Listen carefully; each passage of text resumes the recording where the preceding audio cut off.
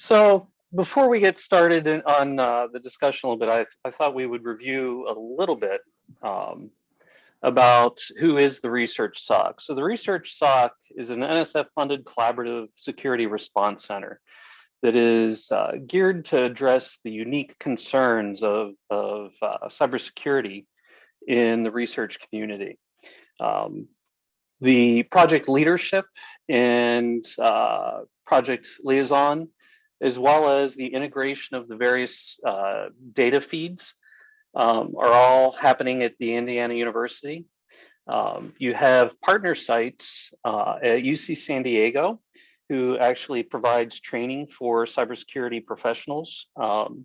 You have Duke University, who's providing Stinger, which is a decoy honeypot service. And then you have the Pittsburgh Supercomputing Center, which is where I'm from, which is providing the vulnerability scanning, and which was the impetus for this talk. Going a little bit of an agenda here. This is actually a pretty loose set of agenda. I'm going to try to do a little bit of a level set for the talk. And after that, we'll start going into just a brief rehash of vulnerability scanning so that we're all sort of on the same page. And then we're going to talk about things that you should do before your scan or before the first scan. What happens when you get your reports, and then some thoughts for the workflows that could happen from there. So what is this talk? This talk is not an ultimate solution for managing vulnerabilities. Every site is different. Every site has different budgets, different people, different needs, different time frames. So there's not one size fits all solution. This talk is not an overview of vulnerability management systems or software. However, this talk does talk about the workflow and some of the thoughts and considerations that you need to do before you actually start working to mitigate a lot of these vulnerabilities. And it's that same thought process and to some extent same workflow that goes into using some of these vulnerability management systems. It's just that they might have some automated tools that could help you out in various parts of this. So this talk is a discussion of those ideas to think about and use to form your workflow. So what is vulnerability scanning? It's a service that scans your network for a live hosts, right? It attempts to connect to the services running on the hosts and identify them. It searches for known vulnerabilities or common unsecure configurations, and after it's done its work, it generates a report. One of the things that I wanted to point out to some folks, because it does not seem to be a piece of common knowledge across the entire community, is that there are really sort of two flavors of scanning services. There's a scanning service that is more web services or applications centric. So, you know, it has a lot more scanning capabilities, or it scans a lot more, maybe it's a better way to put it, for cross-site scripting or PHP type issues, etc. And then there's a little bit more of a generalized scanning service, which, you know, looks at your infrastructure as well as your services and some of your web applications. So before the first or your next scan, if you already have started doing your scanning service, but have these reports that you're not quite sure what to do with, right? So you really need to get organized. And the very first step is assemble the team, right? This is your security people, your system administrators, a lot of the folks that'll be doing the actual patching of systems or applications, and obviously your networking folks, because a lot of times they'll either need to change firewall settings, or they may have their own vulnerabilities that they need to address, etc. Once you have your team assembled, start identifying risks and assets, at least what you know. And assets are more than just this computer or this laptop. It's also things like data sets and their associated usage agreements, right? Or sensitivity concerns. So, you know, we have a data set of genetic data that has identifiable information in it. That's an asset, and that's a very critical asset, right? Or very I don't want to say the word dangerous, but it's an asset that you need to protect. Mission critical systems or services. So do you have a lab instrument or some other type of device that its control system is on the network? That is something that you want to note and make sure you remember. Do you have collection systems that go and collect data from a bunch of sensors and then log that data somewhere? Try to make that list as complete as you can. Try to identify just how valuable these things are and an idea of what would happen if those were lost, damaged, etc. Right? What is the risk? So once you get this list of known services and assets and an idea of what their risks is, this is really what I'm going to be calling your inventory throughout these discussions, right? You may want to generate what I call a local severity rating or prioritization concept. And by that, I mean something along the lines of, you may have two machines running the exact same software stack. One might have that genetic data with personally identifiable information on it. The other one might just have pictures of the sunset outside of the lab every night. Those two have two different local severities, right? Obviously, the one that has the genetic data, that one is a very high risk or high priority asset. The other one is still important, right? Because no one likes to have a vulnerable machine on their network. But let's face it, you want to secure your genetic data first. Next thing you do is you identify the networks that you want to scan. I want to point out to folks that there are considerations that you should take in mind for life safety or control devices. You may want to exclude them.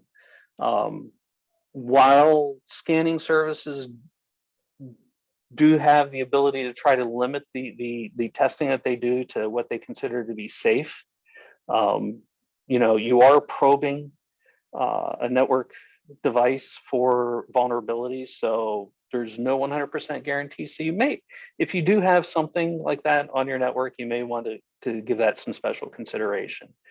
And then when you go to your scanning service and you're ready to click go, one of the other things that you want to do is you really want to get your scan results in at least two formats. One, human readable, like a PDF. I'm sort of old school, so I like to page through things. The second one should be machine parsable, right? So something like a CSV or a JSON file. And then, start giving some thought as to determining what you want to track, AKA metrics. So, I'm going to elaborate a little bit more on the local severity, just to try to drive that point home. The scanning service, it's going to return a report to you where it's going to say something is a low, medium, or high severity, or it might give it a 1 through 10 numeric rating. And that's really sort of based on what the CVSS score was for that CVE. And as I said, two similar machines may have wildly different impact if compromised. And so you really need to develop a system to prioritize the one over the other with knowledge about the use and its impact, right? And it's really up to you on how to actually do this.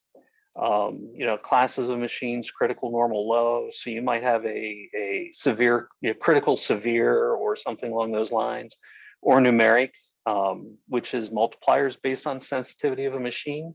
So, you might say that my critical machines, the multiplier is a 5. And so that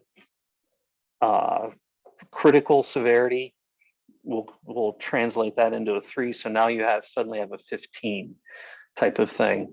The goal is to really assign a prioritization level for the machine's remediation.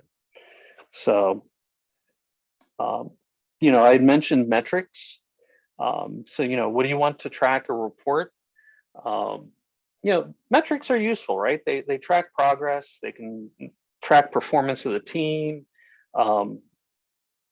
can they really track an aspect of your security posture? I guess it depends. Many metrics are possible, but really think about what's useful to you. I think something that is pretty much universally useful is the number and the severity level of the vulnerabilities found. This is typically listed right up front of the vulnerability report that you get from the scanning service. You had 15 criticals, 32 mediums, et cetera, et cetera. You can record those, or even better, maybe record them after you adjust those severities based on your local prioritizations. A lot of sites have talked about the time to fix a vulnerability. So, like the longest time or the mean time or average time, et cetera. I do want to caution folks that this can create a lot of bookkeeping and may not always be accurate. You're relying on people to basically log the fact that they've applied patches to this machine. Some folks will wait till the end of the day to do that, or they might even wait till the next morning to do that while they have coffee. So a lot of timing type things based on human actions, it gets a little bit rougher to do, especially if you're trying to do fine grained timing. Something that's not really a metric, but something that I stress a lot to folks is tracking. Trying to track what needs to be done, what has been done, and what did they do. It really provides a lot of documentation, and it can also give you an avenue for some future metrics.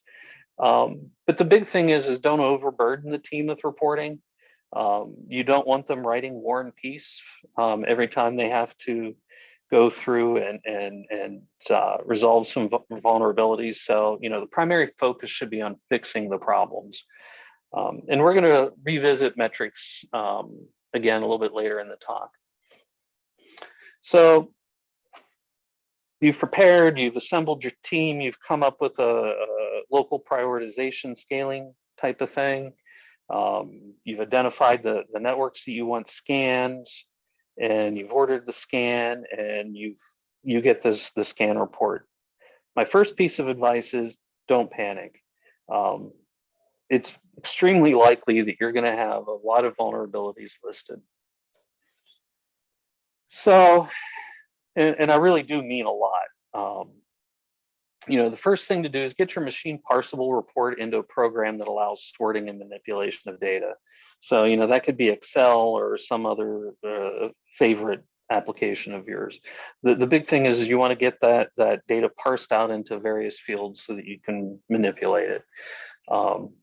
One of the very first things you do is compare the hosts that are on that report versus the inventory that you generated.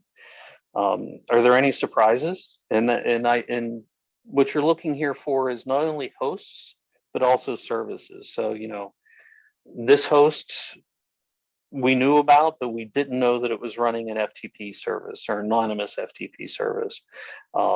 Note that. So you could either, at this point, you have the decision of either making adding these to the inventory, so this FTP server, yes, we now know about, it's in the inventory. Or you can say, why is this even running? And then go and take steps to remove that from the network. So you're sort of starting to prune things already. Next step is to sort that list by the severity level in decreasing order, right? So now you have your most severe at the very top. Start applying your site-specific risk matrix or multipliers to assign a local severity. And once again, I'll reiterate that the reason that you're doing this is so that you can take the scores reported by the scanning service and scale them up to something that reflects what some of the special nuances of your site are, right? So this really reprioritizes things into what's most important for you. But while you're looking at these reports, you're going to notice something. You're going to say, but what about And here's where we're going to chase our first squirrel, TCP timestamps. Now, I'm going to start off with what follows is a vast oversimplification of TCP timestamps, as well as the TCP protocol, because I don't get too deeply into it.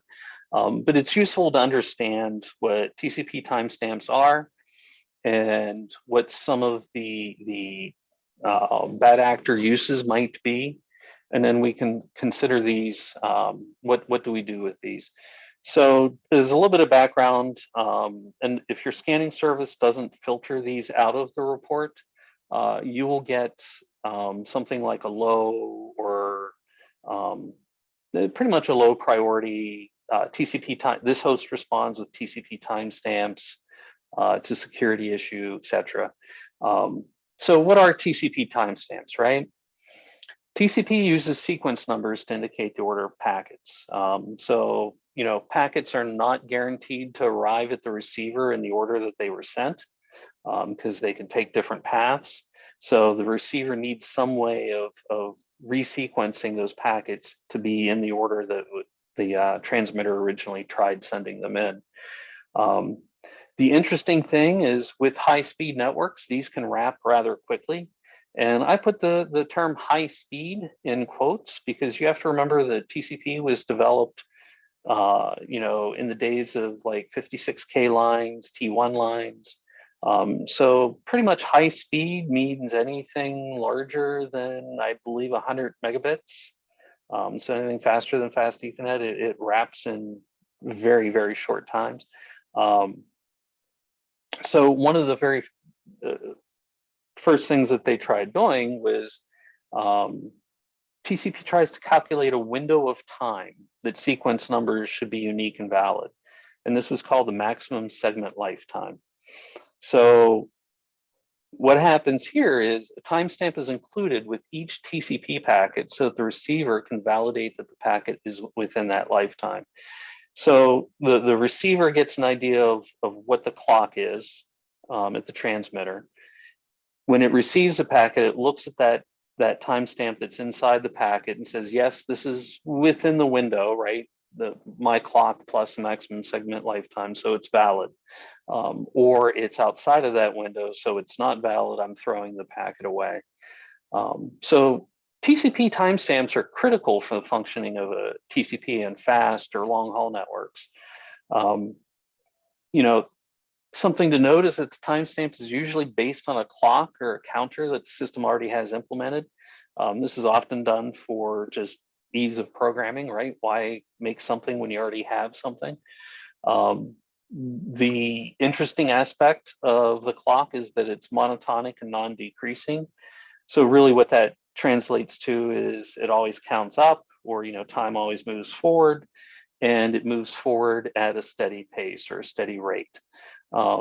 Just a little fun fact for you, the clock of the sender and the receiver don't have to be synchronized.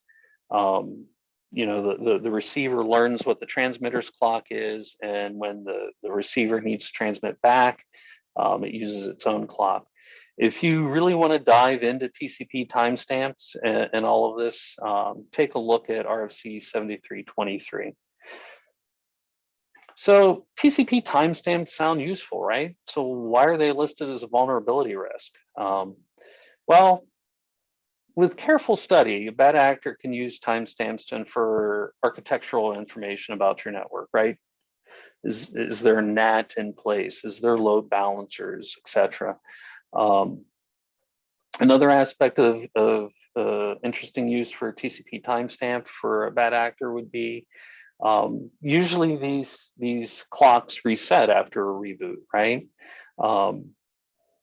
This could be used to see if a patch that requires a reboot was done recently. So if you, as a bad actor, you know that a patch was released last week and it necessitates a reboot and the machine's been up for 4 months because you've been paying attention to the timestamp clock and connections that you make to this machine, then you know that the patch wasn't applied. Another useful, interesting aspect of this is, you know, if I ordered a denial of service attack against that host, I could use the clock to actually see if the machine rebooted. There may be other uses of TCP timestamps. I'm just not enough of a bad actor mindset to come up with all of them. So, but this is really considered sort of a, I'll call it an information leak type of aspect from TCP timestamps. But what I'm going to say here is that figuring out a way to eliminate these messages from the report is very likely time not well spent. I sort of have compared this to, you buy $1 million pick-proof lock for your front door, but you've left the window right beside it unlocked, or even worse, you put the spare key for that lock underneath the welcome mat. I'm pretty sure that there are other vulnerabilities or other issues that need to be secured or have a much more critical problem or vulnerability that need to be addressed, and probably would be a better way to spend your time there. But having said that, these TCP timestamp messages are still useful. That machine responded, so make sure it's in the inventory, right? You really want to know what's on your network. So let's get back to the report. After you've assigned your local risk severity, sort that again in decreasing order. If your metrics include number of overall vulnerabilities found by severity, et cetera, record the count. And like I said, it's probably most useful to use your local severity. Now take a note of your high and critical vulnerabilities, because you're going to find them or do something with them. And here's kind of where each site needs to determine their own process. I urge you to consider other normal workflows for your site. So, fixing vulnerabilities is similar to installing software. So, how does your site manage the installation of software, the assigning of tasks, the tracking of that type of thing? Know what that workflow is and see if you can model something that very closely follows that. Because that really reduces the burden on the staff, and already has them pre-thinking along those lines. So most sites are already probably using a trouble ticketing system, so let's try using that. I've seen folks do two methods, a ticket by vulnerability, or a ticket by host with all of its vulnerabilities included in that one ticket. Some thoughts surrounding both is that the ticket by vulnerability would let you track statistics on how long a vulnerability was known to be in your network till it was remediated. I will point out that this has a huge overhead on people to manage the tickets. If you get a scan report of 1,000 vulnerabilities, you now have 1,000 tickets. So you've got people working through 1,000 different tickets, finding those tickets, opening those tickets, dealing with them, and then closing them. So way possible gains against that overhead. And the other thing that I'll point out is, since you have a ticket by vulnerability, this may cause your systems people to have to revisit a system again and again and again, because it's quite most often the case, quite frankly, that one system will have multiple vulnerabilities listed. So that can get a little bit tiring or vexing to your system administrators when they have to come back and revisit. So your other method, right, was a ticket by host. And one aspect of that would be that this would allow you to track how long a host has known vulnerabilities in the network. So, it was reported on May 15th and the ticket was closed on May 17th. So, it was known to be vulnerable for 2 days. It still requires the team to be proactive in ticket management, but you're going to have less tickets. And one of the nice thing it does is it presents a to-do list for that host in one place, right? this host has these known vulnerabilities, you need to fix them. And once again, I'm going to try to stress the fact that realize that ticket times are only approximation, right? So like I said earlier, people often will wait till the end of the day to close off tickets, or they might even wait till their morning coffee the next day to close off tickets. So if you're thinking that your metrics are going to be in the course of minutes and hours, you may want to rethink that. So, let's work through a sample workflow. I'm going to use the trouble ticket per host because that's sort of my personal favorite. So, where we left off with our vulnerability report is we had just assigned our local prioritization scalars onto the severity, and we had sorted them so that we knew what our most critical to least critical was. And we took notes of what the most criticals were. So now what we do is we sort again by the host or the IP address. And that's to get so that all of the vulnerabilities for a host are right next to each other, right? And we're going to start creating tickets for each one of those hosts. And we're going to include all of the vulnerabilities for that host in that one ticket. And we're also going to put either in the subject or as the priority of the trouble ticket itself, what that severity level was of the vulnerability, the highest severity level that was found in the report, right? So if your genetic data was on a server that had a critical,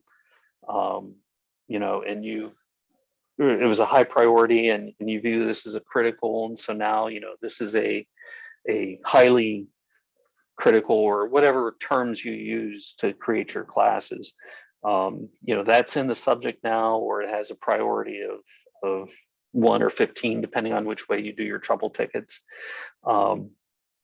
because you want people to look at those tickets first, right? One of the things I'm going to put here, I used to work with on a project with an individual that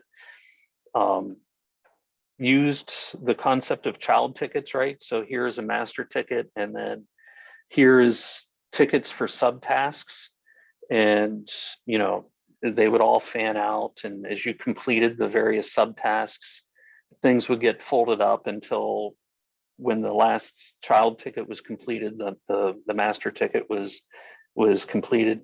I really don't recommend using child tickets for this, because you will have, in some cases, a lot of severity, vulnerabilities rather, listed per host. You would have a lot of tickets. I think it's just good enough to put the to-do list in the ticket. And then, so now you have these tickets, you just start working through the tickets, highest severity to lowest. And you only resolve or close the ticket, depending on your terminology, when all the vulnerabilities that are listed in there are patched. So sounds simple, right? Yeah, well, except a listed vulnerability may not be real. All reports will have a false positive or two. And what? I mean, what good is this, right? Well, it's good.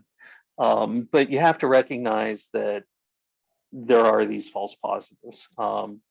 So the vulnerability scanner, as I had mentioned earlier, it tries to connect to a host on open ports. These open ports may be from a list that was determined during an earlier port scan, or from a pre-configured list, right? Like a list of known services or something. It collects data from banners or headers when it connects to this port. So often, when you connect to a service, you'll see hello, protocol name or something, or server name, and then version 2.3.4. So it'll collect information from that banner or header, and then also from some of its interactions, right? So, the scanner will send some type of command, the service will respond, and the scanner will look at that and say, okay, they don't have authentication turned on or something along those lines. So it collects information from that. And, you know, as I said, it'll try some very simple interactions with the service, and it may try to do this repeatedly to see how the service reacts. But a lot of the time, it's the version numbers that is the driving factor in a lot of the information that the scanner reports back. Sadly, security patches do not always bump the version number, right, that's reported in there, and I'm being kind. So the scanner really has no way to know that a security patch for that vulnerability is on the system or not. So it takes the safe route and it reports it as a vulnerability. So, you know, what do you do? So some systems bundle a list of addressed CVEs with the software package and has a tool to extract this information, right? So like, what is it, RPM query or something like that? So, you know, you can go and say, hey, I loaded this bundle of software. Let's go query it to see what CVEs were addressed. And lo and behold, my vulnerability scanner said that I had this vulnerability. It was CVE, you know, X. And lo and behold, CVE X was addressed in this latest bundle that I installed. So I'm good to go.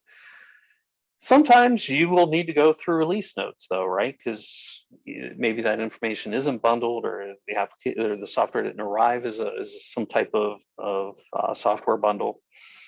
And, you know, I'm just going to insert a small rant here about release notes that say this release contains various security or bug fixes, and, you know, as well as the following service or feature enhancements. Give us real information, please. And, you know, feel free to take up the rant as we go along. So, you know, one of the aspects that I've seen a lot of folks do, or I shouldn't say a lot of folks, at least some folks do, is they don't want to have to go and reread these release notes every single time that something is reported. So what they try to do is they create some type of dictionary, and they say, well, CVEX on this host was addressed with the software bundle that was released on April 4th or whatever. And this way that they can quickly go through and say, yeah, we don't need to put this in the to-do list anymore. We don't need to put it in the ticket anymore because we know it was addressed. We've already looked at it. And usually they only note the CVEs that get reported to their site, right? So it's not a catalog of every CVE. It's just ones that are relevant to them. And I've seen them use this just as like a side system, right? So it's sort of a manual based thing, but possibly with some thought, you can figure out a way to automate it. Some other aspects for false positives is, you know, this service is open to a brute force attack. And what's really happening here is the scanner tries to repeatedly log into a service with the same credentials. And it's doing this because it's really expecting to see an error message, right? Like your account has been locked for the next 5 minutes or something along those lines. And they're expecting that error message to come back, and it doesn't. That could be because you have some type of protection system that kicked in before the service locked the account out. Or it could be that you just have your service configured a little bit differently and it doesn't return that exact error message when it locks out an account. So you should be aware of this, and you should manually check that the system does the right thing and document that you've checked and that it is doing the right thing. And then, you know, again, you'll use this record during the sorting and filtering of the vulnerabilities. Another false positive that often happens is admin account reporting. A scanner may report that the administrator account was live or was able to be accessed. You should verify that the default administrator account has a unique password at the very minimum. Better yet, disable or delete the account and create a new administrator account with a different name. And if you can't delete or disable it, hobble it. So, admin suddenly becomes somebody that can barely view the welcome banner of the system, whatever. But the scanner often reports this because it'll try to log in as admin or access the admin account. And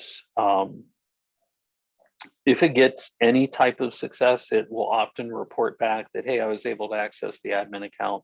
So you should really go back and manually check that the admin account is gone or has been sufficiently hobbled. And then document it, and again, use it during your filtering and sorting. Excuse me one moment. But if false positives are possible, what about false negatives? Good question. They are possible. And well, since they aren't in the report, you can't find them, right? Because they're not there. Sadly, to figure what could be a problem in your network will require deeper understanding of the interactions of your systems and services. So an example, a really loose example, probably not well thought out, and I apologize, but an example of a false positive or a false negative rather would be, you don't have any issues noted with the login procedure for some type of system that you've created. And it uses a sort of a two-factor type thing. And, so the scanner tried to log in. It didn't detect anything that it was looking for as far as vulnerabilities. And it said, okay, yep, you're fine. But a little bit more digging into this, you would have found that maybe you were sending the second factor authentication as clear text in email to a user, or the codes that you were generating for two-factor on SMS were embarrassingly predictable. The scanning service is not going to be able to detect those types of things, so that's where you're going to have to understand what are some of the areas that you might see some of these false negatives, and where you have some of these complexities, and you'll need to check that the system is working as intended. And I just can't think of ways to get around that at this point. So, okay, we've got the report, we've done our sorting and assigning of local severity or local risk. We've created these trouble tickets. So where are we, right? So we have a method to reclassify the severity. We've ranked the vulnerabilities based on that local risk. We've identified that some reported vulnerabilities are less important to us, and that, the report is not going to contain every vulnerability, that we're going to have to do some additional checks ourselves.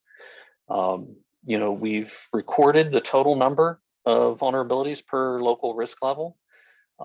We've bundled the vulnerabilities for a host in a host specific to-do list. So we've reduced backtracking to a host. And through trouble tickets, we know what work is still pending. So as your administrators come and go throughout the day, or they complete tasks on different machines, we know that, hey, these machines still need to be touched. So we can perform trend analysis of the number of severities or vulnerabilities by local severity over time. So, in February, we had 1,000 critical severities, and here at the end of May, we have 30. So we've had a nice progression of reducing our vulnerabilities. That's a very nice trend analysis to be able to do. We can probably report average time from host reported to host patched, but do you really want to? And be careful, about my earlier cautions of the granularity of timing that you can do on that. And same thing with the longest or the shortest time to fix a host. Take it with a grain of salt, I guess.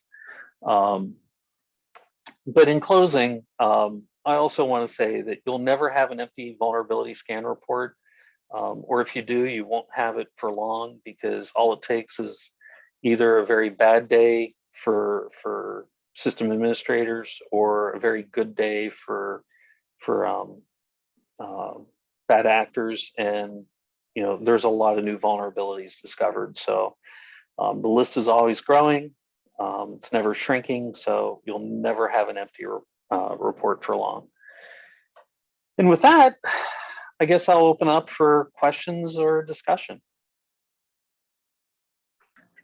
Okay, Ken, we have a question here from John Havelek. It says, what vulnerability scanning software are you using? Currently, we are using the Greenbone vulnerability management appliance.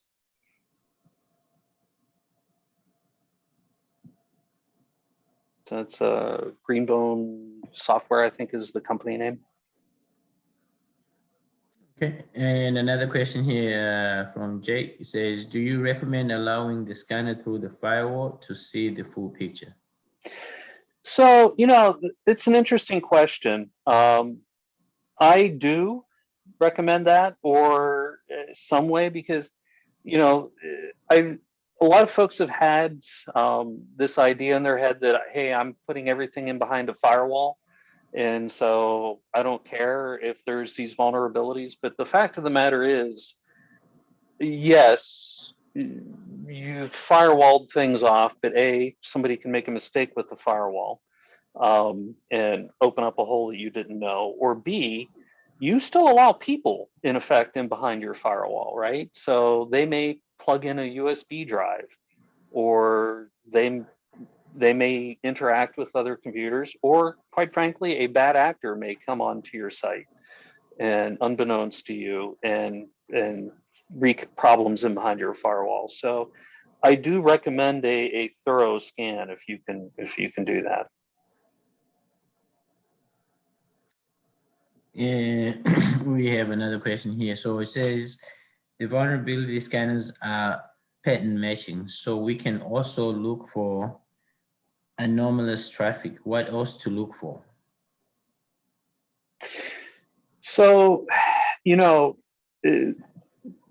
looking for anomalous traffic is good. I think probably connections from strange places, right? That's sort of the same thing.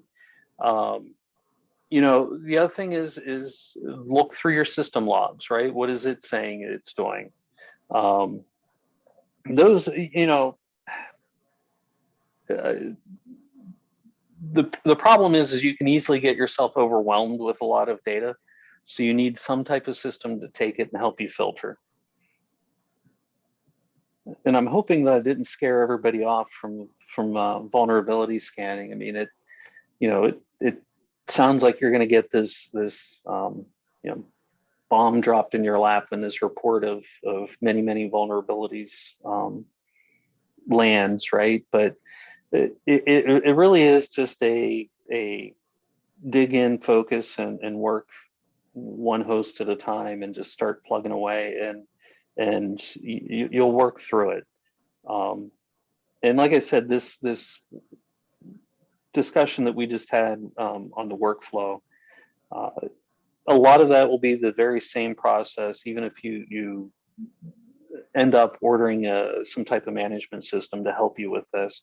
The management system has some automated ways to suck in the vulnerabilities into it and bundle them and track them and things like that, which is nice. But if you have a trouble ticketing system that has an API and a clever programmer on your staff, you can create some of your own tools.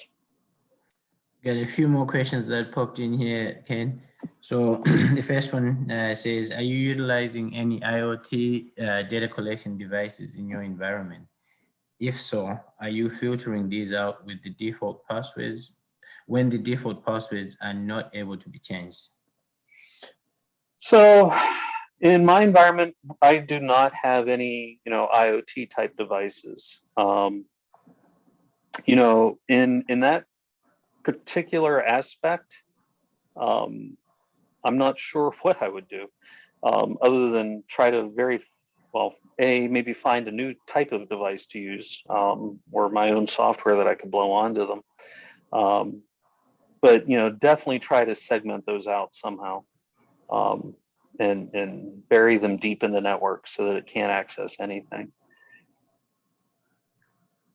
Okay, and another question here. What is the deliverable to those who write checks? How pretty can you make them so they can associate vulnerabilities with impact? So I'm assuming that this question's referring to the metrics.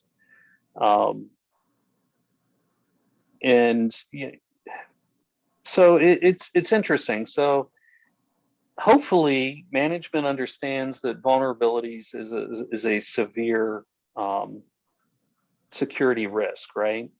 Hopefully you don't have to make that case. And so the interesting thing about if you start collecting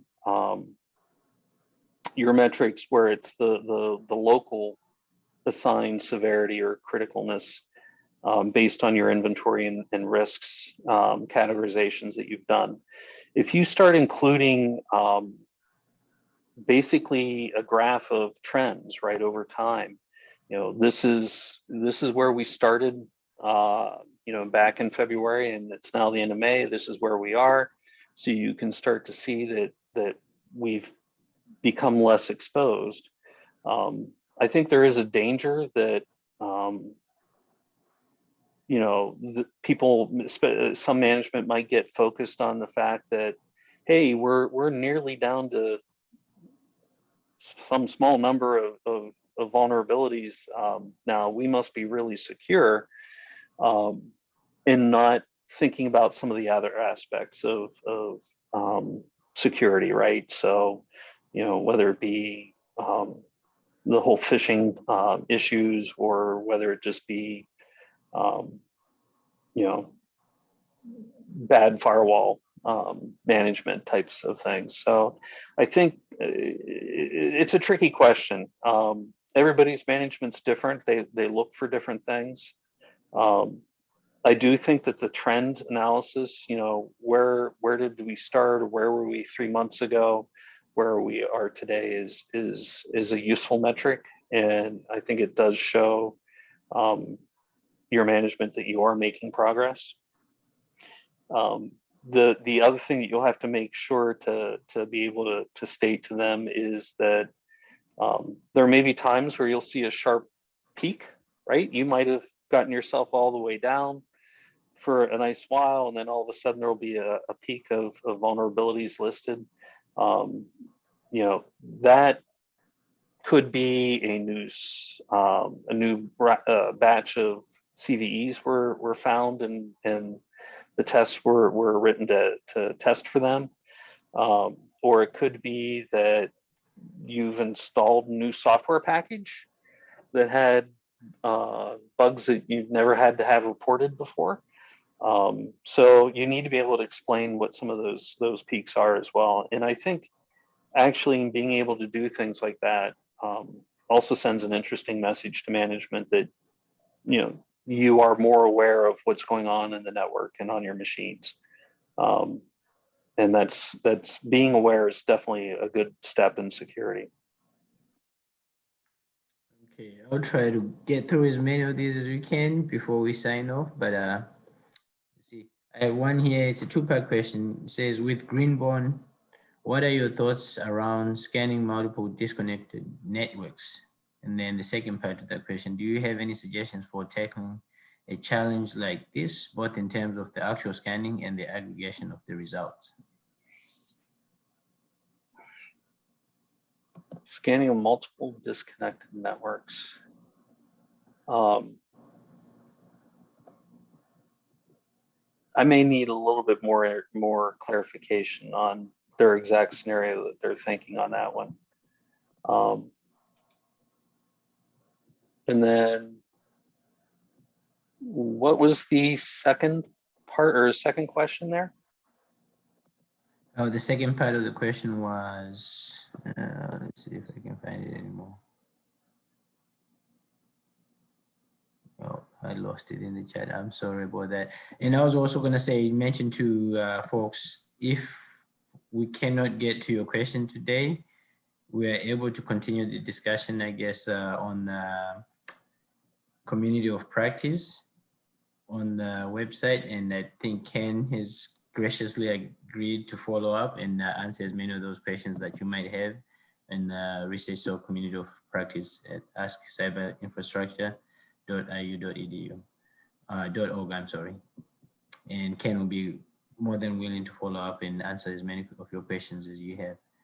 I think we have time for one or two more, Ken, if that's okay. Sure. Okay. I'm going to read a scenario here. Okay, someone said they recently went through an exercise for developing criteria for asset criticality. The team working on this consisted of both security analysts and management types. A divide emerged between the analysts and the manager types in terms of what critical meant. The analysts favored a definition of critical in terms of keeping operations running, so operational critical. And the management types favor the definition of critical in terms of strategically necessary. And I guess we want to know, can you comment on this scenario and what your recommendations would be? Yeah, I can. I'm chuckling because things like this happen in all aspects of life, I guess. And to be honest with you, critical probably does have multiple meetings in this particular conversation, right? Because critical can be, hey, this system has to keep running to keep the lab from being flooded. You know, it's critical, right? It's necessary for operations. But critical can also mean the data on it is extremely sensitive or extremely valuable. And, you know, that's critical as well. So it can take, there's no one meaning for critical. You have to think of it in the context of the item that you're discussing, right? Is it a control system? Is it a server? Is it a data set? Just what is it? And then try to come up with your rating system from there.